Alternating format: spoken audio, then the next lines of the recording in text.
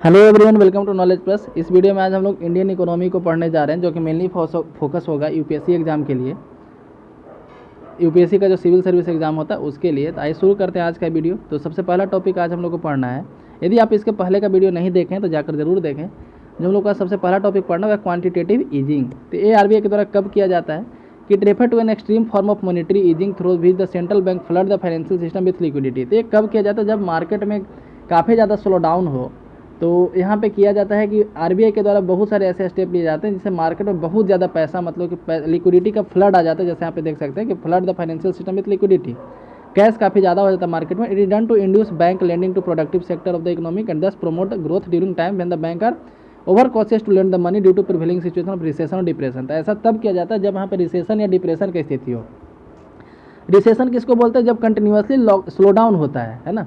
Slow down कहने का मतलब कि हमारा जीडीपी यदि कम डेवलप कर रहा है तो स्लो डाउन चलता है। जैसे इंडिया में अभी स्लो डाउन चल रहा था लॉकडाउन के पहले, और अब हम लोग रिसेशन में जाने वाले। रिसेशन में क्यों? क्योंकि लगातार 3-4 क्वार्टर में देख रहे हैं कि स्लो डाउन में हम लोग जा रहे हैं। तो अब रिसेशन में जाने, हालांकि इसका कोई फिक्स टाइम पीरियड नहीं है कि इतने पीरियड तक स्लो डाउन रहेगा तो उसको रिसेशन बोलेंगे। बस एक अंदाज लगाया जाता है कि एक लंबे पीरियड तक स्लो डाउन हो गया तो उसको रिसेशन बोलते हैं, और रिसेशन लंबे पीरियड तक हो जाए तो उसको डिप्रेशन बोलते हैं। ठीक है, जैसे आप डिप्रेशन के बारे में सुने कि 1919 का ग्रेट डिप्रेशन है, पूरी दुनिया में आया था। तो रिसेशन और या फिर डिप्रेशन का जब ऐसा स्थिति आ जाता है, जैसे हम लोग अभी रिसेशन में जाने वाले, अभी गए नहीं है, अभी स्लो डाउन ही चल रहा है, लेकिन 3-4 महीना मतलब एक क्वार्टर और ऐसा स्थिति रह गया तो हम लोग रिसेशन में जाने वाले हैं। और ऐसा स्थिति 2-3 साल रह गया तो हम लोग डिप्रेशन में भी चल जाएंगे। हम क्या, पूरा दुनिया चल जाएंगे, मैंने हम नहीं, हमारा देश इकोनॉमिकली। तो रिसेशन और डिप्रेशन, तो जब इस तरह का स्थिति आता है तब ऐसा स्टेप लिया जाता है कि मार्केट में बहुत ज़्यादा पैसा इनफ्लो किया जाता है। तो जब बहुत ज़्यादा पैसा होगा तो क्या होगा, लोग के पास पैसा आएगा तो पैसा से वो खर्च करेंगे। ठीक है, जैसे यहाँ पे एक हेलीकॉप्टर मनी का बात सुन रहे होंगे लॉकडाउन के समय, हेलीकॉप्टर मनी। तो उसमें क्या होता है कि हेलीकॉप्टर से पैसा गिराया जाता है? नहीं, ऐसा नहीं होता। मार्केट में लोन दिया जाता है काफ़ी सस्ते रेट पे, या फिर क्या होता है कि गवर्नमेंट हर आदमी के खाते में कुछ पैसा जमा करा देती। तो जब पैसा जमा कराती किसी हर खाते में तो क्या होता है कि लोग पैसा को निकालते और उसको खर्च करते मार्केट में। मार्केट में खर्च करते तो क्या होता है, डिमांड बढ़ता, डिमांड को पूरा करने के लिए प्रोडक्शन बढ़ता। प्रोडक्शन बढ़ेगा कैसे? प्रोडक्शन कैसे बढ़ेगा? तो उसके लिए मजदूर को हायर किया जाएगा, यानी कि हमारे यहाँ एम्प्लॉयमेंट बढ़ेगा। और जब एम्प्लॉयमेंट बढ़ेगा तो पूरा इकोनॉमी फिर रिवाइव करेगा, और जब इकोनॉमी पटरी पे आ जाएगा तो धीरे धीरे कर करके ये पैसा पूरा खर्च हो जाएगा। लेकिन इसका कई नुकसान भी होता है कि अचानक से पैसा आ जाने से महंगाई बढ़ता है। ठीक है, इन्फ्लेशन रेट काफ़ी ज़्यादा हाई हो जाता है ऐसे केस में। जो स्थिति 2008-9 के आसपास देखते होंगे कि उस समय काफ़ी ज़्यादा महंगाई बढ़ चुका था, है ना। बेसिक नीड का सामान काफ़ी महंगा हो चुका था। जो तेल होता है सरसों का, उसके बाद चीनी वगैरह का दाम काफ़ी बढ़ चुका था। हल्दी का दाम 180 रुपये केजी हल्दी चल रहा था 2009 के आसपास, है ना।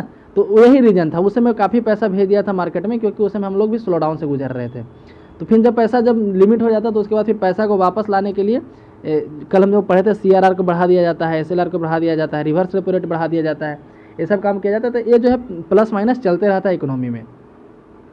तो यहाँ पे कहा गया है, लेकिन इकोनॉमी में जैसे आप यहाँ पे पढ़े कि पैसा डाल दिया है खाता में, लोग निकाल के खर्चा करेंगे। तो ऐसा सोचा जाता है यदि खाता में पैसा डाल दे सरकार और लोग निकाल के खर्च ना करे तो सरकार का जो आशा था, उम्मीद था, उस पर पानी फिर जाएगा और इकोनॉमी फिर नहीं रिवाइव कर पाएगा, है ना।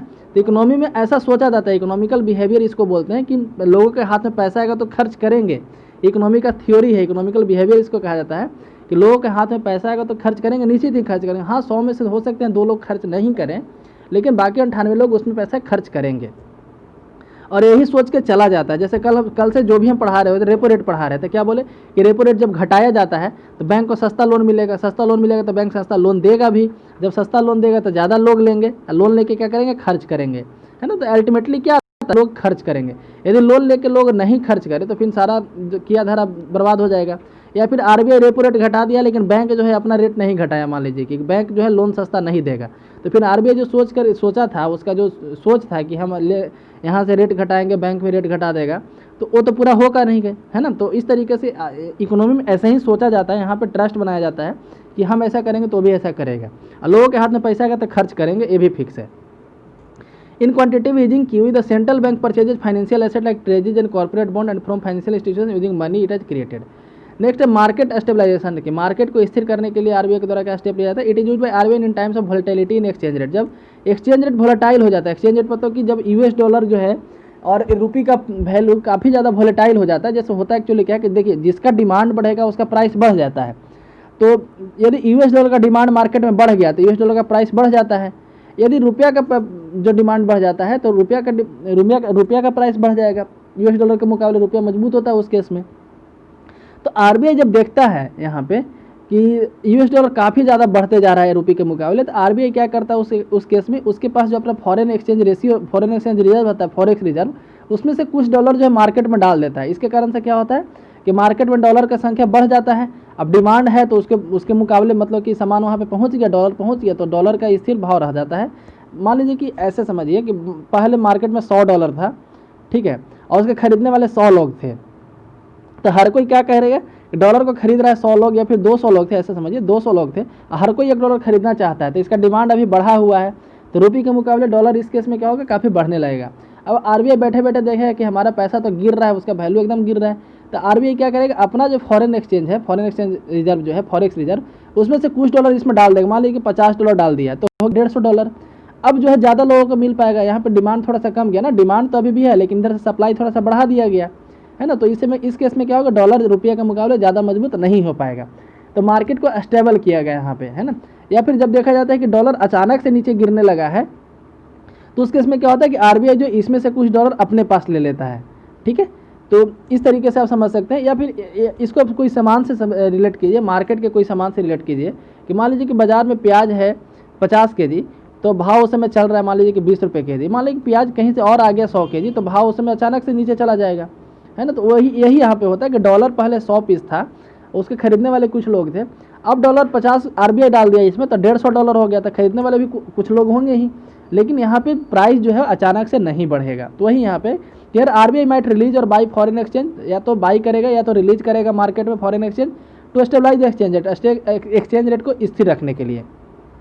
अंडर एमएसएस यानी market stabilization scheme, RBI issue bond on behalf of the government. इसके तहत क्या करता है, मार्केट में पैसा कैसे डालेगा, तो या तो बॉन्ड खरीदेगा या फिर बॉन्ड बेचेगा गवर्नमेंट के कहने पे, मतलब गवर्नमेंट के बिहाफ पे, ठीक है। अल्टीमेटली उसमें भारत सरकार का मुहर रहेगा, लेकिन आरबीआई के द्वारा खरीद बिक्री किया जाएगा, ठीक है। ऑक्शन मेथड, जैसे इस स्कीम में ऑक्शन मेथड का भी यूज किया जाता है। यहाँ पे ओपन मार्केट ऑपरेशन, तो जो हम अभी ऊपर में भी देखें कि बॉन्ड का खरीद बिक्री किया जाता है, इस केस में उसी तरीके कुछ यहाँ पे किया जाता है ओपन मार्केट ऑपरेशन में, लेकिन अपने लोगों के साथ यहाँ पे बॉन्ड को खरीदा या बेचा जाता है।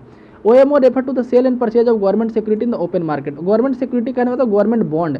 जैसे आप ऐसे इतना मान लीजिए कि गवर्नमेंट आपसे लोन ले रही है, आपसे या फिर किसी भी जनता से लोन ले रही है, ठीक। गवर्नमेंट सिक्योरिटी का मतलब ये हुआ कि गवर्नमेंट जो है आपसे लोन ले रही है। जैसे मान लीजिए कि आप किसी से पैसा लेंगे, तो ये एक आदमी ए है, एक आदमी बी है, ए यदि बी को पैसा दे रहा है तो ये क्या करेगा, एक स्टाम्प पेपर पे लिखवा लेगा, एक बॉन्ड बनवा लेगा कि हम आपसे इतना पैसा ले रहे हैं, इतना इंटरेस्ट पे ले रहे हैं, इतने साल में चुका देंगे, है ना, एक बॉन्ड बनेगा। तो उसी तरह से गवर्नमेंट भी आपसे लोन लेगी तो आपको एक बॉन्ड बना के देगी कि हम इंडियन गवर्नमेंट, है ना, इतना पैसा फलाने आदमी से लिए हैं, इतना दिन में चुका देंगे। इस तरीके से इंडियन गवर्नमेंट एक बॉन्ड बना कर देगी आपको। तो वही यहाँ पे कि आरबीआई सेल करता है या फिर परचेज करता है गवर्नमेंट बॉन्ड का ओपन मार्केट में। ओपन मार्केट में तो खुली जनता के लिए आप भी खरीद सकते हैं। Using this method RBI can control the liquidity in the financial system. इस मेथड का यूज करते हुए आरबीआई जो फाइनेंशियल सिस्टम है लिक्विडिटी को कंट्रोल करता है। मार्केट में मान लीजिए बहुत ज़्यादा पैसा आ गया है तो गवर्नमेंट क्या करेगी, बोलेगी कि हम लोन ले रहे हैं जनता से, है ना, इतना % इंटरेस्ट देंगे, तो जनता देखिए अरे बैंक में जमा करने से बेटर है कि हम गवर्नमेंट को लोन दे दें। तो मार्केट से अचानक से पैसा सब गवर्नमेंट के पास जमा हो जाएगा, तो मार्केट में पैसा कम हो जाएगा, तो इस कारण से जो महंगाई बढ़ रहा था वो कंट्रोल में आ जाएगा, है ना। वही यहाँ पे देखा जाता है। Even RBI purchase government security from the open market, it increase supply of money in the system, reduce interest rate and increase inflation. तो यहाँ पे ध्यान रखिए, जब आरबीआई परचेज करती है गवर्नमेंट सिक्योरिटी को मार्केट से, ओपन मार्केट से, तो ये जो क्या होता है, it's increase supply of money, money का सप्लाई को इंक्रीज करता है सिस्टम में, और reduce interest rate, interest rate घट जाता है और इन्फ्लेशन बढ़ जाता है। फिर आरबीआई शेयर गवर्नमेंट सिक्योरिटी, जब आरबीआई बेचती है गवर्नमेंट सिक्योरिटी को, ठीक है, इट रिड्यूसेज मनी, क्योंकि आरबीआई बॉन्ड को बेच रही है, तो जब आरबीआई बॉन्ड को बेचेगी, ठीक है, तो उसके बदले आरबीआई पैसा ले लेगी मार्केट से, जैसा अभी आपको हम समझाएं। और आरबीआई जब खरीदेगी तो क्या होगा, आरबीआई जब खरीदेगी बॉन्ड को तो उस समय आरबीआई पैसा देगी जनता को, है ना। तो यही यहाँ पे RBI purchases government bond. RBI जो है जैसे जनता के पास जो बॉन्ड था, बॉन्ड मान लीजिए कि एक बार बिक गया, आरबीआई बेच दिया बॉन्ड को, आरबीआई जब बेच दिया बॉन्ड को तो जनता के पास बॉन्ड आ गया। अब बॉन्ड का जब मैच्योरिटी पीरियड आएगा 5 साल 6 साल, उस समय क्या होगा, आरबीआई जनता से खरीद लेगी, तो खरीदने के बदले जनता को पैसा रिटर्न करेगी, तो मार्केट में पैसा बढ़ जाएगा। तो इस तरीके से याद रखिए कि मार्केट में पैसा बढ़ जाएगा तो महंगाई भी बढ़ जाता है, क्योंकि डिमांड बढ़ जाता है। तो आरबीआई परचेजेज गवर्नमेंट सिक्योरिटी, जब आरबीआई परचेज करता है गवर्नमेंट सिक्योरिटी को तो इन्फ्लेशन बढ़ जाता है, और जब आरबीआई बेचता है गवर्नमेंट सिक्योरिटी को तो मनी सप्लाई घट जाता है, क्योंकि सारा पैसा तो आरबीआई तीर लेता है वहाँ पे, तो इन्फ्लेशन वहाँ पे कम हो जाता है। तो इसको बोलते हैं ओपन मार्केट ऑपरेशन। नेक्स्ट है LAF, liquidity adjustment facility. LAF क्या है? एक मॉनेटरी पॉलिसी है which allow bank to borrow money through repurchase agreement. Repurchase agreement के तहत, मतलब रिवर्स रेपो रेट से बोल सकते हैं या फिर रेपो रेट से बैंक को लोन मिलता है। इसके तहत LAF is use to aid bank in adjusting the day to day mismatch in the liquidity. अब देखिए एक्चुअली होता है कि इसको सिंपल में समझिए, जैसे कल हम लोग पढ़े थे सीआरआर, एसएलआर। यहाँ पे बैंक को कुछ पैसा कैश में रिजर्व रखना पड़ता है, उसको सीआरआर बोलते हैं। कुछ पैसा जो है कुछ सामान के रूप में गिरवी रखना पड़ता है, तो बॉन्ड रखो या फिर सोना रखो, कुछ भी रखो, है ना, तो उसको एसएलआर बोलते हैं। यदि ये जो एसएलआर और सीआरआर जो है डेली रिवाइज करना पड़ता है बैंक को। बैंक जब क्लोज करेगा अपना काम का शाम में, तो उसको बताना पड़ेगा कि मेरे पास इतना पैसा अभी है और इसके हिसाब से सीआरआर हमारा इतना आपके पास जमा है, एसएलआर हमारे पास आपके जमा है। लेकिन मान लीजिए कि किसी दिन किसी बैंक के पास एसएलआर पर जो भी सफिशिएंट है आरबीआई को नहीं दे पाता है, तो क्या करेगा? वो दूसरे बैंक से लोन लेगा। वो एक दिन के लिए लोन लेगा, क्योंकि नेक्स्ट दिन जब मार्केट खुलेगा तो हो सकता है कि उसके पास पैसा बाहर से आए, कई लोग डिपॉजिट करें उसके ब्रांच में, तो एक दिन के लिए लोन लेता है दूसरे बैंक वाले से अपने सीआरआर या एसएलआर को पूरा करने के लिए। ठीक है, तो यहाँ पे क्या है? Borrow money through repurchase agreement. LAF is used to aid bank in adjusting the day to day mismatch in liquidity. LAF consist of repo rate and reverse repo rate operation. Repo rate क्या होता है हम लोग पढ़ चुके। Repo rate का full form होता है रिपरचेज ऑप्शन। ठीक है, repurchase option collateralise lending to bank borrow money from RBI. Bank जो है आरबीआई, बैंक जब आरबीआई से पैसा लेता है तो वो रेपो रेट पे लेता है, और बैंक यदि आरबीआई को पैसा देता है ना, कर्ज के रूप में, तो रिवर्स रेपो रेट पे देता है। कल हम लोग इस बारे में पढ़ चुके थे, इसलिए यहाँ पे ज़्यादा डिटेल में डिस्कस नहीं कर रहे हैं। आगे यदि बढ़ते हैं हम लोग यहाँ पे, तो ये जो भी था क्वांटिटेटिव कंट्रोल था, ये भी जो भी था ये क्वांटिटेटिव कंट्रोल था। अब हम लोग क्वालिटेटिव कंट्रोल पे देखते हैं किस तरीके से क्वालिटी को कंट्रोल करता है, पैसा की क्वालिटी को कैसे कंट्रोल किया जाता है। अब तो क्या था कि पैसा की क्वांटिटी को, पैसा बढ़ाना है घटाना है, ठीक है। क्वालिटेटिव या selective credit control are used to control and check the rising tendency of prices of certain individual community of common use. एक कब किया जाता है? जब किसी एक का सामान का या फिर एक से ज़्यादा सामान का, किसी सामान का वैल्यू जब बढ़ रहा हो, वहाँ पे इस ऑप्शन का यूज किया जाता है। Generally the RBI three kind of selective credit control which are as follow. Generally RBI 3 measure अपनाता है। पहला, minimum margin for the lending against specific securities. किसी सिक्योरिटी के को बेचने में, लेंड करने में मिनिमम मार्जिन रखना, मतलब वहाँ पे इंटरेस्ट रेट का मार्जिन काफ़ी कम रखना है। Ceiling the amount of credit in certain purpose. किसी एक पर्पस के लिए अमाउंट का जो है सीलिंग लगा देना, कि बैंक जो है जैसे एग्रीकल्चर सेक्टर मान लीजिए सीलिंग लगा दिया गया, तो बैंक एग्रीकल्चर सेक्टर में इतना ही लोन दे सकती है, इतना ज़्यादा, इससे ज़्यादा लोन नहीं दे सकती है। इस तरीके का कैप लगा देना, सीलिंग लगा देना। नेक्स्ट है discriminatory rate of interest charge on certain type of advances. किसी सामान, मतलब कि हर जगह के लिए एक जैसा इंटरेस्ट रेट नहीं रखना, डिस्क्रिमिनेटरी रेट रखना, कि मतलब कि यदि किसान लेगा तो उसके लिए इतना % सूद देंगे लगेगा, और यदि कोई व्यापारी लेगा तो उसको इतना लगेगा, इंडस्ट्रीज लेगा तो इतना लगेगा। इस तरीके से इसके तहत जो है पैसा के क्वालिटी को कंट्रोल किया जाता है यहाँ पे। अब यहाँ पे सब जो भी हम लोग पढ़े उसी का यहाँ पे दिया गया है कि monetary weapon, nature of change, effect. Bank rate यदि बढ़ाता है तो क्या होता है, घटाता है तो क्या होता है ना। हम लोग पहले कल इसको काफ़ी डिटेल में पढ़े हैं, इसलिए इसको हम लोग यहाँ पे छोड़कर चल रहे हैं। बस इतना याद रखें, रेपो रेट जब बढ़ता है, रेपो रेट बढ़ गया तो यानी कि पैसा कम जाता है मार्केट में, पैसा कम गया तो महंगाई भी कम गया। रेपो रेट यदि घट जाता है तो पैसा बढ़ जाता है मार्केट में, जिसके कारण से महंगाई भी बढ़ जाता है। ठीक है, अब महंगाई बढ़ गया मतलब कि डेवलपमेंट बढ़ गया। ठीक है, महंगाई बढ़ गया मतलब डेवलपमेंट बढ़ गया, महंगाई घट गया मतलब डेवलपमेंट कम हो रहा है यहाँ पे। उसका उल्टा यहाँ पे कर दिया रिवर्स रेपो रेट में। यदि इंक्रीज करता है तो इंक्रीज इन लिक्विडिटी, है ना। रेपो रेट यदि इंक्रीज करता है तो लिक्विडिटी बढ़ रहा है, और यदि रेपो रेट घट रहा है तो घट रहा है लिक्विडिटी। आगे भी बढ़ते हैं तो बैंक बोर्ड ब्यूरो, बीबीबी जिसको बोलते हैं, बैंक बोर्ड ब्यूरो। ठीक है, इट इज कंस्टिट्यूट 28 फरवरी 2016, 28 फरवरी 2016 को इसको कंस्टिट्यूट किया गया था। The bureau is mandated to play critical role in reforming the troubled public sector bank. जो पब्लिक सेक्टर बैंक है काफ़ी ज़्यादा ट्रबल में चल रहा है आजकल, है ना, उसको सुधारने के पर्पज से इसको बनाया गया था। By recommending appointment to leadership position and boards in the those bank. तो इसका काम क्या है, तो जो बैंक है अभी इंडिया में जितना भी कमर्शियल बैंक है उसका लीडरशिप पोजीशन उसके जो हेड मैनेजर, CMD, CEO, ये सब के पोजीशन पे कौन बैठेगा, उसके लिए एडवाइस देना। Advice them on way to raise fund for how to go ahead with merger and acquisition.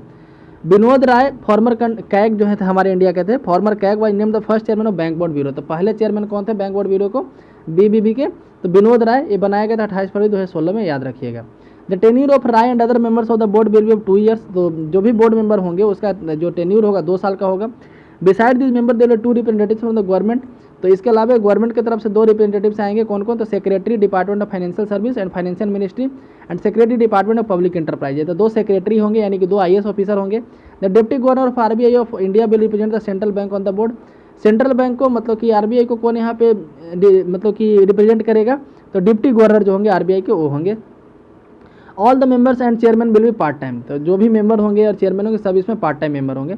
Next यहाँ पे इंद्रधनुष स्कीम है 2015 का, इंद्रधनुष स्कीम 2015 का। एक इंद्रधनुष स्कीम आपको मिनिस्ट्री ऑफ हेल्थ के पे दिखेगा, है ना, उसके तहत सुई दिया जाता है, बच्चों को इंजेक्शन लगाया जाता है। यहाँ पे कुछ और अलग है। The public sector bank play a vital role in Indian financial system. India के फाइनेंशियल सिस्टम में सरकारी बैंक का रोल काफ़ी अहम है। The asset quality of public sector bank have deteriorate because of rising NPA। NPA क्या होता है कि लोग जो है लोन ले लिए और लोन अब दे नहीं रहे हैं, ठीक है, तो उसको NPA बोलते हैं।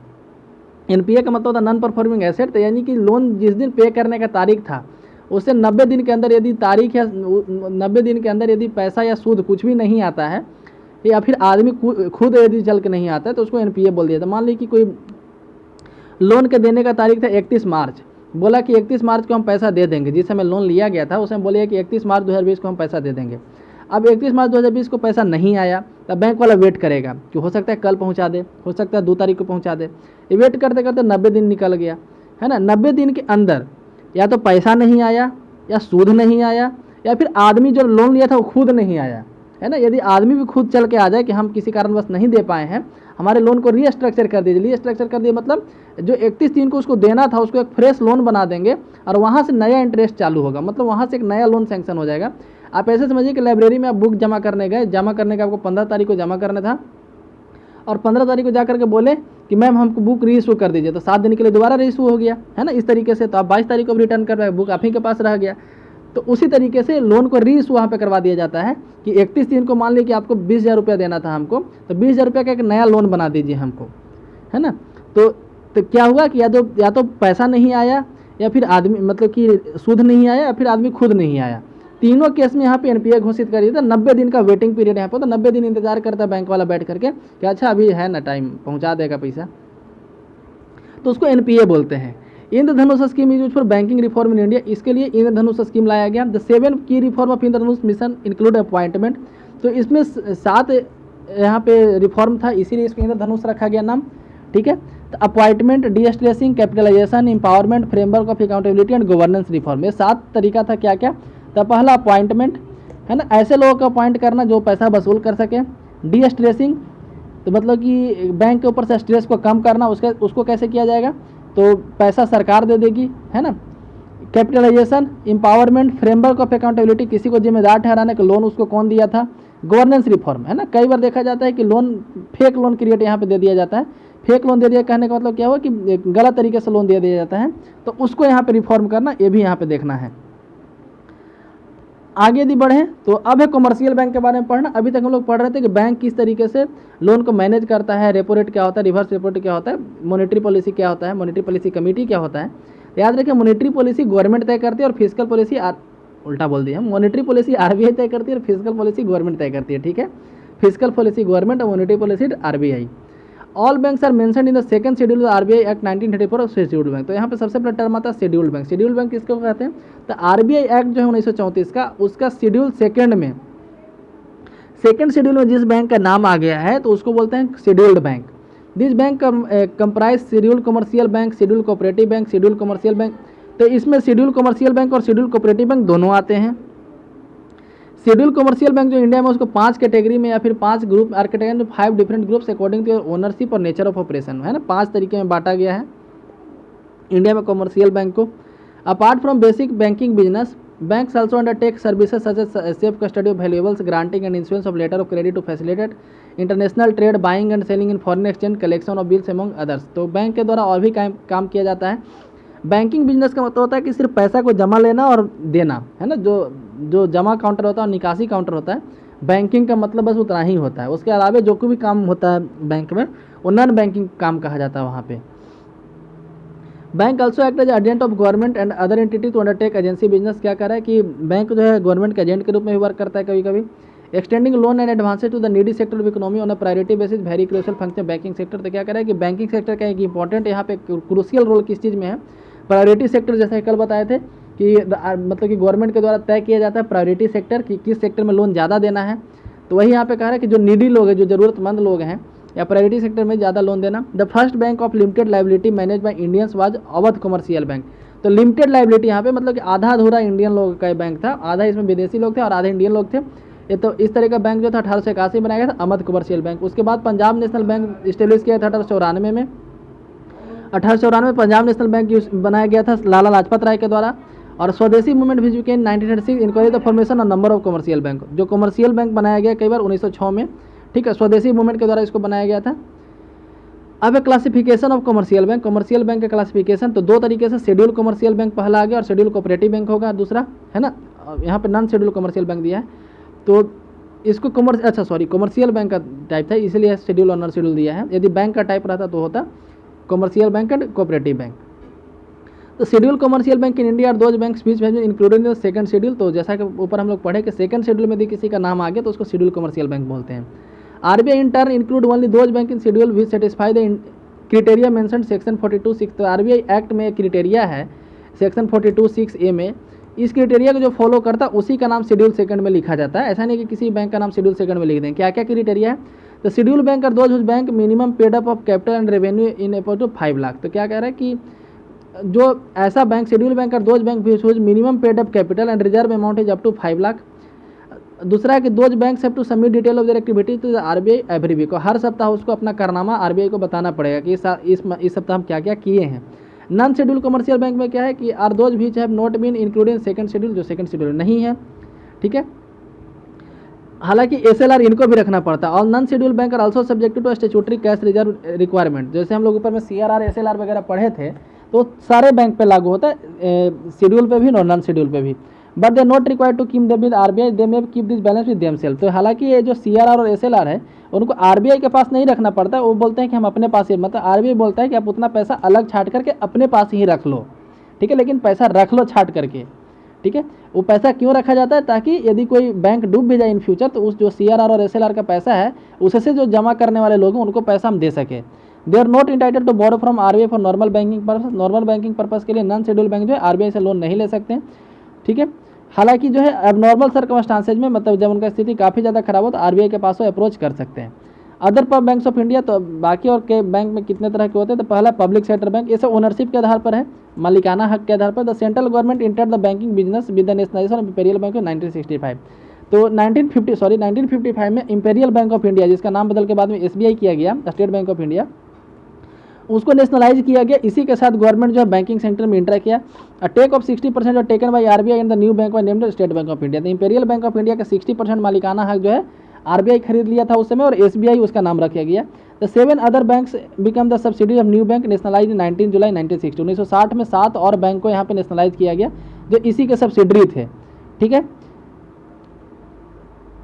उसके बाद आता है नेशनलाइज बैंक। नेशनलाइज बैंक क्या है? तो जिसका जो भारत सरकार के जिसमें 50% से ज़्यादा स्टेक है उसको बोलते हैं nationalise bank. From 1 February 1969 the government imposed social control on bank by introducing certain provision banking regulation act 1949।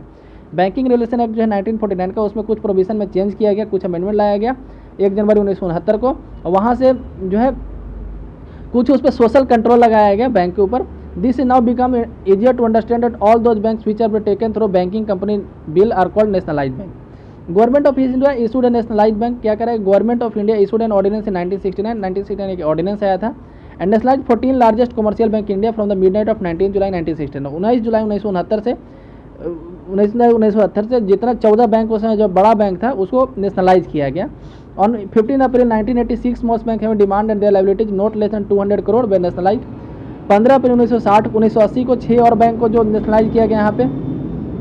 The taking of these banks are taken over based in 6 corresponding new banks under the banking companies acquisition and transfer act 1980। इस act के तहत उनको एक्वाइज किया था। Letter in this year 1993 में the government merge new bank of India with Punjab national bank. The government of India जो था new bank of India को पीएनबी के साथ मर्ज कर दिया गया। It was the only merger between nationalised bank resulted in reduction of the number. तो ये जो मर्जर था नेशनलाइज्ड बैंक के बीच में था, जिसके कारण नेशनलाइज बैंक का संख्या घट गया, 20 से 19 हो गया।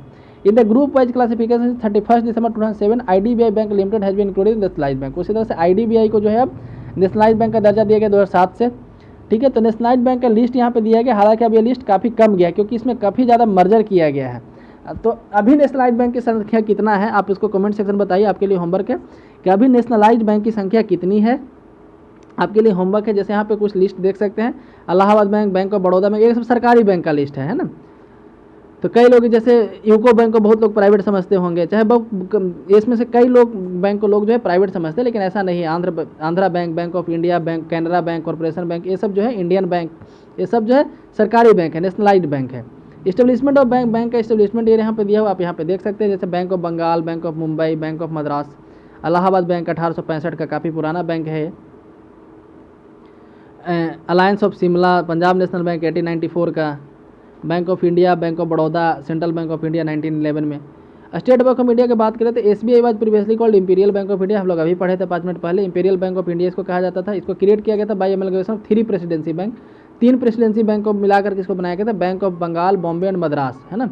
तो इसको नेशनलाइज किया 1955 में। तो जैसा कि आपको यहाँ पे देख सकते हैं कि बैंक ऑफ बंगाल 1806 में बना था, मद्रास 1847 में बना था, है ना, और बैंक ऑफ मद्रास जो 43 में और मुंबई वाला 40 में। तो अंग्रेज का जहाँ जहाँ पहले शासन आया था, मेनली 3 जगह आया था, बॉम्बे में, मद्रास में और बंगाल में। ये तीनों को मर्ज करके बनाया गया था एसबीआई 1921 में, और इसको नेशनलाइज किया गया 1955 में। इसका नाम बदल के कर दिया गया state bank of India. Imperial bank of India पहले इसका नाम था। इसके ग्रुप में कई बैंक आते थे इसलिए हम करें क्योंकि अब ये एसबीआई के अंदर मर्ज कर दिया जाए है। तो state bank of Bikaner Jaipur, state bank of India, state bank of Patiala, state bank of Hyderabad, Mysore और ट्रेवनकोर केरला वाले के इलाके को बोलते थे पहले। नेक्स्ट भारतीय महिला बैंक, ये भी अब एसबीआई के साथ मर्ज किया जा चुका है। तो former prime minister doctor Manmohan Singh and UPA chairperson Sonia Gandhi jointly inaugurated India first all women bank. तो इसमें जो भी स्टाफ होते थे सब वीमेन होते थे। भारतीय Mahila bank in Mumbai on 19 नवंबर 2013।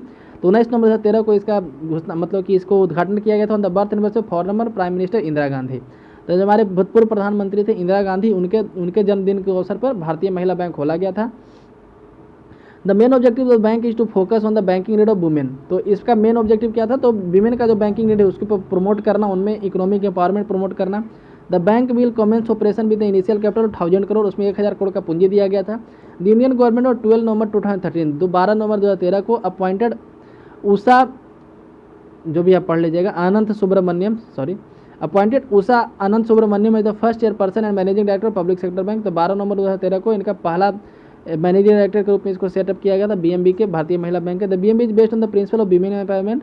तो विमेन एम्पावरमेंट को बढ़ाने के लिए जो है ये दिया गया था और कहा गया कि women empowerment is the Indian empowerment. ठीक है, बाकी मेन क्या करेंगे किसी को नहीं पता। It is only bank for women, यही एक पहला बैंक था जो विमेन के लिए था, सिर्फ और सिर्फ विमेन के लिए था। First time in India to be fully operated by women. This is the only first public sector bank incorporated through an act of parliament. और ये जो पहला ऐसा पब्लिक सेक्टर बैंक था जिसको पार्लियामेंट के एक एक्ट के तहत बनाया गया था। लेकिन यहाँ पे देख सकते हैं मर्जिंग ऑफ एसबीआई विथ महिला बैंक, एसबीआई को मर्ज किया गया, महिला बैंक को मर्ज किया गया एसबीआई के साथ। द यूनियन कैबिनेट ऑन 15 2016, 15 जून 2016 को अप्रूवल ऑफ 5 एसोसिएट बैंक, जो ऊपर में 5 एसोसिएट बैंक हम लोग देखे थे, है ना, यहाँ पे 6 है, तो एक स्टेट बैंक ऑफ इंडिया, बाकी जो 5 था एसोसिएट बैंक था इसका, associate bank of India as well as Bharatiya Mahila bank, इसको state bank of India merge कर दिया गया। This is first move to consolidate country struggling public sector bank. तो कंट्री का जो पब्लिक सेक्टर बैंक पीएसबी जो स्ट्रगल कर रहा है मतलब काफ़ी अभी बुरे दौर से गुजर रहा है एनपीए के कारण, पैसा की कमी के कारण, तो उसको जो है पैसा प्रोवाइड कराने के लिए या फिर उसको थोड़ा स्ट्रॉन्ग बनाने के लिए एसबीआई बनाया गया, जिसमें 6 बैंक को मर्ज कर दिया गया। ठीक है, एक कहा जाता है इकोनॉमिक में, एक कहावत है कि too big to fail, too big to fail, मैंने इतना बड़ा बैंक बना दो को फेल करे ही नहीं, कभी वो फेल करे ही नहीं। ठीक है, जो छोटे बैंक होते हैं वो फेल कर जाते हैं, दिवालिया हो जाते हैं, उनके पास एनपीए का समस्या हल्का सा आता है, वो दिवालिया होने के कगार पे आ जाते हैं। लेकिन जो बड़े बैंक होते हैं उनमें इतना पैसा होता है कि दिवालिया होंगे ही नहीं, कितनों लेकर भाग जाओ, जैसे एसबीआई है। नेक्स्ट है प्राइवेट बैंक। तो all those bank where greater part of stake और equity are held by private share holder. तो ऐसा बैंक जिसमें बड़ा हिस्सा जो है 50% से ज़्यादा का हिस्सा जो है प्राइवेट आदमी के द्वारा, किसी एक पर्सनल आदमी के द्वारा यहाँ पे लिया जाता है, उसको प्राइवेट सेक्टर बैंक बोलते हैं। इसका एग्जांपल है आईसीआईसीआई, है ना, HDFC, axis bank, time bank, Punjab bank of India नहीं, पंजाब मतलब कि पीएनबी नहीं, पंजाब नेशनल बैंक नहीं, कोटक महिंद्रा बैंक, ये तो महिंद्रा ग्रुप का है, यस बैंक जो हाल काफ़ी चर्चा में रहा हाल फिलहाल में। Unimported private sector bank industrial credit and investment corporation of India limited was renounced ICICI in December 1988। तो आईसीआईसीआई का मेनली स्थापना किया गया था इंडस्ट्रियल क्रेडिट देने के लिए, फैक्ट्री को क्रेडिट देने के लिए, इंडस्ट्री को। लेकिन बाद में 98 में इसका नाम बदल के इसका काम भी बदल दिया गया और नाम भी बदल दिया गया। ठीक है, और इनको नॉर्मल बैंक की तरह बना दिया गया। Recently RBI reserve bank suggested many guidelines for the establishment private sector bank. तो प्राइवेट सेक्टर बैंक बनाने के लिए क्या क्या गाइडलाइन है यहाँ पे देख सकते हैं। Only India national can open a private sector bank. दूसरा, the minimum paid up capital 500 million, 500 million लगभग 50 करोड़ यहाँ पे पैसा होना चाहिए उसके पास। Within 2 year of foundation bank should listed in stock exchange. Foundation के 2 साल के अंदर उसको स्टॉक एक्सचेंज के अंदर लिस्ट हो जाना पड़ेगा। Bank can not be established company in stock market and real estate. और रियल एस्टेट में जो काम कर रहे हैं, स्टॉक मार्केट में जो काम कर रहे हैं, ये ऐसे लोगों के द्वारा बैंक नहीं स्टेब्लिश कर पाया जाएगा।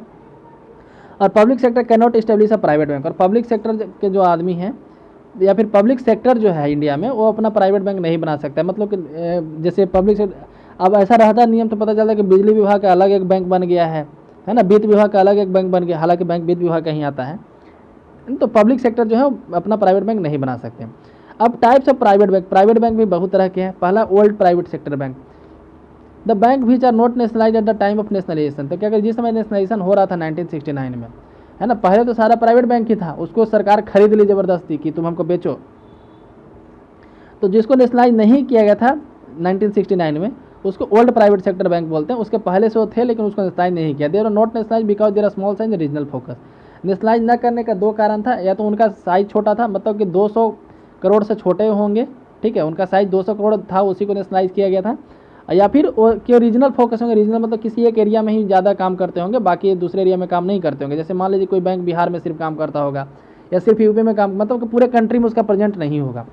Next, new sector bank. तो न्यू प्राइवेट सेक्टर बैंक में क्या आते हैं यहाँ पे, the bank which came in operation after 1991, जो 91 के बाद यहाँ पे आया है ना, जब एलपीजी इंडिया में है उसके बाद यहाँ पे आया, तो उसको बोलते हैं new private sector bank. Banking regulation act 10 amended 1993, 1993 में बैंकिंग सेक्टर मतलब बैंकिंग रेगुलेशन एक्ट को अमेंड किया गया, जो 1949 का एक्ट है, ये 1949 का एक्ट है बैंकिंग रेगुलेशन एक्ट, उसको अमेंड किया गया 93 में। Which permitted the entry of new private sector bank on the Indian banking sector. There are 23 Indian private bank right now. तो प्राइवेट सेक्टर बैंक यहाँ पे नाम देख सकते हैं, कोटक महिंद्रा बैंक 85 में स्टेब्लिश किया गया था मुंबई में। आईसीआईसी को 1994 में स्टेब्लिश था, बड़ौदा में हेडक्वार्टर। एक्सिस बैंक का अहमदाबाद में है। और इंडस्ट्रियल एक्सिस बैंक का पहले नाम यूटीआई था, I think union trust of India नाम था उसका, ठीक है, यूटीआई पहले इसका नाम था। Industrial bank Pune. इस तरीके से आप यहाँ पे लिस्ट देखते हैं। एचडीएफसी 95 में बना था, मुंबई में इसका हेडक्वार्टर है। सेंचुरियन बैंक 1995 में बना था, पणजी में इसका हेडक्वार्टर है। तो ये सब रीजनल नेचर के थे। यस बैंक जो हाल चर्चा में रहा है, तो याद रखिएगा इसको, 2004 में बनाया गया था, मुंबई में इसका हेडक्वार्टर है। अब फॉरेन बैंक, विदेशी बैंक के बारे में हम लोग पढ़ लेते हैं। तो foreign bank are allowed to operate in India through branches या रिप्रेजेंटेटिव ऑफिस। तो ब्रांचेज के थ्रू या फिर अपने रिप्रेजेंटेटिव ऑफिस के थ्रू फॉरेन बैंक को भी अलाउ किया गया है इंडिया में। A new foreign bank desirous of opening branch in India is required to apply RBI. तो जो भी फॉरेन बैंक इंडिया में अपना ब्रांच खोलना चाहता है, उसको आरबीआई में अप्लाई करना पड़ेगा पहले। गिविंग रिलेवेंट इन्फॉर्मेशन, तो कुछ अपना एक रिलेवेंट इन्फॉर्मेशन देना पड़ेगा कि क्यों खोलना चाहता है, उसके कौन कौन शेयर होल्डर हैं, क्या उसका फाइनेंशियल पोजीशन है, इंडियन पार्टी के साथ कैसे वो डील करता है। The largest branch of network of foreign bank in India was the standard chartered bank. जैसे स्टैंडर्ड चार्टर्ड बैंक सबसे बड़ा यहाँ पे है, जिसका 96 ब्रांच है। उसके बाद HSBC लिमिटेड, इसका 50 ब्रांच है। सिटी बैंक 42 ब्रांच के साथ है, इसका ब्रांच एक पटना में भी है, इसलिए हम इसको जानते हैं। रॉयल बैंक ऑफ स्कॉटलैंड, जो स्कॉटलैंड का नाम से पता चल रहा है, ये इसमें 31 ब्रांच है। हाल ही में मतलब पिछले साल आई थिंक 2018 या 17 में, आई थिंक 2018 में चाइना के बैंक जो था उसको बैंक ऑफ चाइना को इंडिया में अलाउ किया गया था। उस समय काफ़ी हो हल्ला भी हुआ था कि चाइना के बैंक को इंडिया में अलाउ किया जा रहा है। आरआरबी के बारे में पढ़ते हैं, रीजनल रूरल बैंक। आप देखे होंगे आपके क्षेत्र में भी ग्रामीण बैंक खुला रहता है, जैसे बिहार में रहता है मध्य बिहार ग्रामीण बैंक, उत्तर बिहार ग्रामीण बैंक, दक्षिण बिहार ग्रामीण बैंक, इस टाइप का। तो 1976 में एक पार्लियामेंट में एक एक्ट लाया जिसको रीजनल रूरल बैंक 1976 के नाम से जानते हैं। इसका क्या आता है, provide for incorporation of regulation and building of regional rural bank. तो रीजनल रूरल बैंक स्टैब्लिश करने के लिए the act has been made effective from 26 September 1975, 26 सितंबर 75 से इसको इफेक्टिव किया गया। The state and UT where the no presence of RRB are, कहा जा रहा है कि बहुत सारे स्टेट और यूटी हैं जहाँ पे आरआरबी है नहीं आरआरबी खोलना है कि नहीं, ये स्टेट गवर्नमेंट पर डिपेंड करता है। यदि राज्य सरकार चाहेगी तभी वहाँ पे ग्रामीण बैंक खोला जाएगा, क्योंकि इसमें पैसा जो लगाया था 35 और 30 के रेशियो में लगाया जाता, सॉरी 50, 35 और 15 के रेशियो में लगाया जाता है। आप ऐसे समझिए 50% पैसा केंद्र सरकार देती है, 15% पैसा राज्य सरकार देती है। ध्यान दीजिएगा, राज्य सरकार मात्र 15% देती है, और 35% पैसा कोई बैंक स्पॉन्सर करता है। ठीक है, कोई बैंक उसको स्पॉन्सर करेगा, जैसे PNB, SBI, इसमें से कोई एक बैंक स्पॉन्सर करेगा, वो 35% पैसा लगाएगा, 50% स्टेट गवर्नमेंट मतलब केंद्र सरकार, नेशनल गवर्नमेंट, और 15% स्टेट गवर्नमेंट, इस तरीके से पैसा लगाया जाता है। तो 15% स्टेट गवर्नमेंट को देना पड़ता है, इसलिए राज्य सरकार डिसाइड करती है कि उसके राज्य में ग्रामीण बैंक खुलेगा कि नहीं खुलेगा। तो बहुत सारा ऐसा ग्रामीण मतलब राज्य जहाँ पे नहीं है, जैसे गोवा में नहीं है, सिक्किम, दिल्ली, चंडीगढ़, अंडमान निकोबार, लक्षद्वीप, दादरा नगर हवेली, दमन दीव, ये सब जगह पे नहीं है। इसका रीजन क्या है, तो देखिए इसमें अधिकांशतः आपको यूनियन टेरिटरी दिखेगा। सबसे पहले देखिए Sikkim union territory, sorry Delhi, Chandigarh, Andaman Nicobar, Lakshadweep, Dadra Nagar, Daman Diu, तो ये यूनियन टेरिटरी दिखेगा। तो यहाँ पे क्या होगा, 65% पैसा जो है केंद्र सरकार को देना पड़ेगा, है ना, क्योंकि 50 तो अपने वाला देगा ही, और राज्य सरकार तो है नहीं वहाँ, तो 15% उसको ही देना पड़ेगा। 35% कोई बैंक स्पॉन्सर करेगा, तो केंद्र सरकार के ऊपर एक दबाव आएगा। दूसरी बात, इन सभी राज्यों में ग्रामीण जनसंख्या उतना है ही नहीं, जैसे ग्रामीण लोगों के लिए है ना, तो गोवा और सिक्किम में ग्रामीण जनसंख्या है ही नहीं, दिल्ली में ग्रामीण जनसंख्या उतना है ही नहीं, वहाँ के लोग पढ़े लिखे हैं, नॉर्मल बैंक से भी उनका काम चल जाता है। The equity of RRB is contributed by the central government, concerned state and sponsor bank, वही रेशियो यहाँ पे दिया गया है। The government of India to can exercise to amalgamate RRB over a period of 5 year, reducing the number of RRB to 56 to 35। तो क्या जा रहा है कि इसको भी जो है मर्ज किया जा रहा है। जैसे ऐसा होता मतलब कि ऐसा प्रॉब्लम देखने को मिल रहा था कि जैसे यूपी के अंदर ही जो है डिफरेंट ग्रामीण बैंक थे, और जो डिफरेंट बैंक के थ्रू स्पॉन्सर किए जा रहे थे। जैसे यूपी का जो वेस्टर्न इलाका था, नोएडा वाला, मतलब कि इलाहाबाद से उधर वेस्ट वाले जो इलाके थे, उधर कोई और बैंक स्पॉन्सर करता था, बनारस तरफ कोई और बैंक स्पॉन्सर करता था। यानी कि यूपी के अंदर ही कई सारे ऐसे बैंक आपको देखने को मिल रहे थे। बिहार में भी यही हाल था, उत्तर में था गंगा नदी के उत्तर में था उत्तर बिहार ग्रामीण बैंक, नीचे था मध्य बिहार ग्रामीण बैंक, और झारखंड तरफ था दक्षिण बिहार ग्रामीण बैंक। जब झारखंड वाला चला गया तो फिर अब बच गया उत्तर बिहार और मध्य बिहार, है ना। लेकिन अब जो है मर्ज कर दिया गया है इसको और बना दिया गया उत्तर बिहार और दक्षिण बिहार। हालांकि बिहार में कोई फर्क नहीं पड़ा है, लेकिन बस इसका नाम बदला गया है। उसी तरीके से यूपी में जो है आई थिंक 3 बैंक द्वारा स्पॉन्सर किया जा रहा था किसी डिफरेंट इलाके में, तो तीनों को मर्ज करके किसी एक में कर दिया गया है। ठीक है, हम कंफर्म नहीं किस में किया गया, लेकिन मर्जर वहाँ पे हुआ था। तो 31 दिसंबर 14 के आसपास से बैंक को मर्ज किया गया है, काफ़ी ज़्यादा इसमें भी। Beside the Reserve Bank, which is regulatory authority of RRB in accordance with the provision of Banking Regulation 1949, the Banking Regulation Act empower NABARD, है ना, to undertake the inspection of RRB. तो क्या करें कि इसके ऊपर डबल इंस्पेक्शन है। पहला इंस्पेक्शन तो मतलब आरबीआई करता ही है बैंकिंग रेगुलेशन एक्ट 1949 के तहत। नाबार्ड भी इसके ऊपर इंस्पेक्शन करता है। नाबार्ड एक संस्था है जो national bank for agriculture rural development, तो है ना, ग्रामीण क्षेत्र में ये काम करने के लिए नाबार्ड संस्था है, वो भी इसको मतलब कि यहाँ पे जा करके इंस्पेक्शन कर सकता है। अब RRB amendment bill 2014, RRB amendment bill 2014 के बारे में हम लोग पढ़ने जा रहे हैं यहाँ पे। तो the regional rural bank seek to amend the existing act to increase the authorise capital of each RRB from 5 crore to 2000 crore divided into 200 crore fully paid to एनसीआरईज। क्या कह रहा है कि जैसे इसका जो कैपिटल था उसको बढ़ाने के लिए इसको अमेंड करने की जरूरत पड़ा। पहले इसका जो ऑथराइज कैपिटल था 5 करोड़ था, जिसको बढ़ा करके 2000 करोड़ किया गया है, जिसमें मैक्सिमम यहाँ पे कहा जा रहा है कि 200 crore of fully paid share of ₹10 each, है ना, मतलब कि 200 शेयर, यहाँ 200 करोड़ का शेयर निकाला जाएगा मार्केट में, 10 रुपये हर एक शेयर का प्राइस रहेगा। The bill also provided authorise capital of any regional rural bank so not reduce below ₹1 crore. ये भी कहा गया कि किसी भी रूरल आरआरबी का जो ऑथराइज कैपिटल है वो 1 करोड़ से नीचे नहीं होगा, and share in all the cases to fully paid of share ₹10 each. It also provided issued capital of each RRB to not be less than 1 crore. At present there are 56 RRB, अभी जो है 56 RRB and they are doing well. The amendment to raise the authorized capital of RRB from 5 to 2000 crore will strengthen this institution and further deepen financial inclusion। तो इससे क्या होगा, इनका financial inclusion बढ़ेगा, यानी कि और ज़्यादा ग्रामीण क्षेत्र में जा पाएंगे, अपना ब्रांच खोल पाएंगे। The RRB were set up in the pursuance of RRB act 1976। RRB act 1976 के तहत इसको खोला जाता है to meet the credit need of the rural sector. Earlier this month the government had allowed public sector bank to raise a fund to from market by diluting government bond to 52% in phase so that meet Basel 3 capital equity. तो हम लोग basal 3 norm क्या होता है उस समय इसको हम समझेंगे बेसल 3 क्या होता है, अभी बस इतना जान लीजिए। ठीक है, पहला जो हमारे यहाँ आरआरबी खोला था वो था प्रथम ग्रामीण बैंक। ठीक है, प्रथम ग्रामीण बैंक, ये नाम याद करना भी थोड़ा सा डिफिकल्ट नहीं होगा, क्योंकि पहला ग्रामीण बैंक यदि पूछा जाए तो प्रथम ग्रामीण बैंक यूपी में खोला गया था और इलाहाबाद बैंक इसको स्पॉन्सर किया था। ठीक है, अब पढ़ते हैं कोऑपरेटिव बैंक के बारे में। तो cooperative bank also played a limited but important role in banking system of the country. तो हमारे कंट्री के मतलब कि बैंकिंग सिस्टम में लिमिटेड रोल इनका है, लेकिन काफ़ी इंपॉर्टेंट रोल है, जो भी इंपॉर्टेंट रोल है। Schedule cooperative bank consist of schedule state cooperative branch and schedule urban cooperative banks. There are 2 types of cooperative banks, state cooperative banks और urban cooperative banks.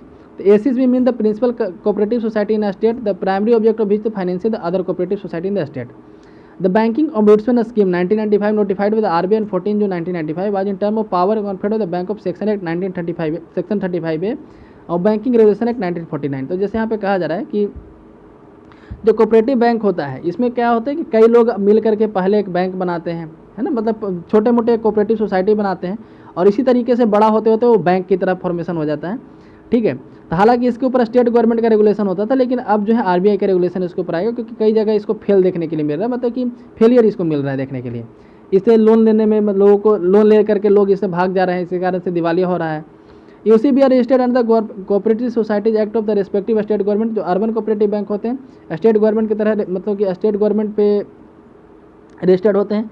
UCB having a multi state presence are registered under the multi state cooperative. तो क्या करें कि जैसे जो UCB जो एक से ज़्यादा स्टेट में रहते हैं उनको multi state cooperative society act के तहत रजिस्टर किया जाता है और उसको सेंट्रल गवर्नमेंट के थ्रू रेगुलेट किया जाता है। लेकिन जो यूसीबी एक ही स्टेट में होता है उसको स्टेट गवर्नमेंट के थ्रू रजिस्टर किया जाता है। Beside the RBI also the regulatory and supervisory authority for bank related operation. तो बैंकिंग रिलेटेड ऑपरेशन के लिए आरबीआई के पास रेगुलेटरी और सुपरवाइजरी अथॉरिटी है। यहाँ पे कुछ मतलब कि 1949 का जो एक्ट है बैंकिंग रेगुलेशन एक्ट, उसका कुछ प्रोविजन जो है इस पर लागू होता है। अब यहाँ बंधन फाइनेंस एक company, it is a micro finance company जो वेस्ट बंगाल में, अब ये बंधन बैंक बन चुका है। It is headed by Shri Chandrashekhar Ghosh, has a net worth of 1100 crore. About 45% of it branches are in rural. इसका जो 45% ब्रांच है रूरल एरिया में है। Bandhan bank receive the in principle approval of RBI in April 2014। अप्रैल 2014 में इसको अप्रूवल मिला था काम करने के लिए। The banking regulator give its final note in June 2015। तो जून 2015 में इसको फाइनल नोट मिला था। अब यहाँ पे आईडीएफसी के बारे में पढ़ते हैं, infrastructure development and finance corporation. इसके मुंबई में बेस्ड है। It is only an investment financial company, एक इन्वेस्टमेंट फाइनेंस कंपनी है, headed by Shri Rajiv Lal. IDFC has a net worth of 21,000 crore, 21,000 crore का इसका संपत्ति है। But with a lower rural presence, लेकिन इसका जो ग्रामीण क्षेत्र में प्रेजेंस काफ़ी कम है। It started operating banking service on 1 अक्टूबर 2015। 1 अक्टूबर 2015 को जो है आरबीआई के तहत इसको लाइसेंस मिला काम करने के लिए। तो ये था बैंकिंग सेक्टर के बारे में, इंडिया के बारे में, ठीक है। ये दो वीडियो में हम लोग बैंकिंग सेक्टर को पूरा रिवाइज किए, कितने तरह के बैंक होते हैं, ठीक है। तो आज की वीडियो में बस इतना ही। यदि वीडियो पसंद है तो लाइक करें, चैनल को सब्सक्राइब करें। धन्यवाद।